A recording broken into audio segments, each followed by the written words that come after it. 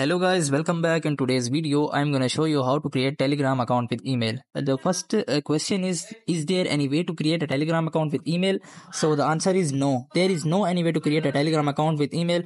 So Telegram is just like a WhatsApp messenger. So there is necessity to create a account through your phone number. So there is no any way to create your account through email because Telegram requires phone number, and in the Telegram you are doing messaging through your phone number. So that's why there is no any way to create Telegram account without phone number. But you have to just simply click on the install the Telegram application first, and then you have to just simply click on start messaging, and after that it will ask you for your country. So you have to put your country. So after putting your country, you have to just simply enter your phone number. So you have to just simply enter your phone number. So after entering your phone number, Telegram will ask you for your OTP code, which is sent to your phone number, and after that you will be able to use Telegram account, and your Telegram account will be created. And there is no any way to create Telegram account without phone number or with email.